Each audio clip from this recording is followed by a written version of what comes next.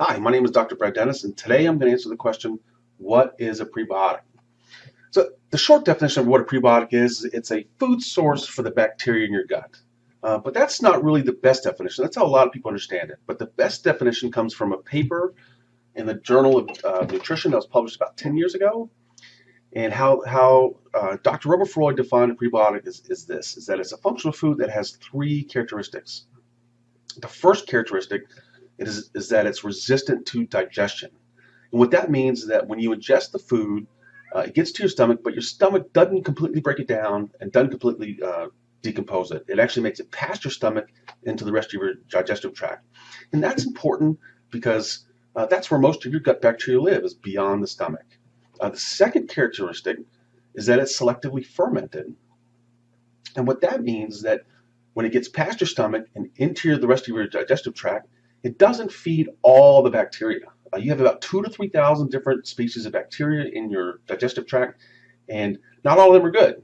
So a prebiotic doesn't feed all of them. It selectively feeds certain bacteria in your gut.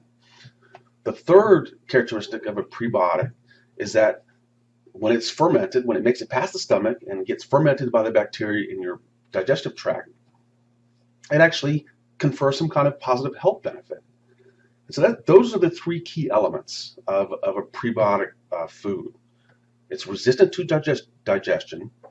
It gets fermented selectively by the bacteria in your gut. And then thirdly, it confers some kind of positive health benefit. There are several good sources of prebiotic foods. Garlic is a great source. Onion is a great source. Apples, the pectin in apples is actually a kind of a fiber. And then also like the pectin in kiwi actually confers a very unique prebiotic effect. Cocoa is a great source of prebiotics. The polyphenols from there have a tremendous prebiotic effect. And then there's also like guar fiber is a pretty good prebiotic.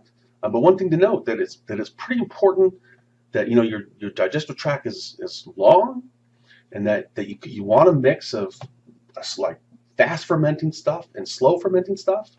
Fast fermenting stuff would be stuff that kind of feeds your early digestive tract, and then slow fermenting stuff sources would feed the longer portions towards the end of your digestive tract. Now, however, if you have some kind of gut disorder or some kind of bacterial overgrowth, you want to avoid the fast fermenting stuff, and that's actually what the low FODMAP diet typically is about, is protocols typically about, is avoiding fast fermenting things. But that's it on what the topic of prebiotic is. The short version is that it's food for your gut bacteria. The long version is that it's a functional food that is resistant to digestion, that is selectively fermented, and confers some kind of positive health benefit.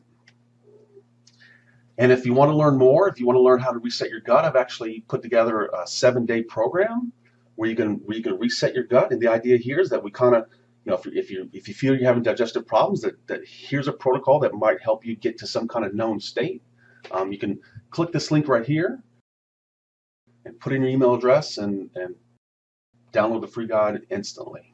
Thank you very much. And here's to good health.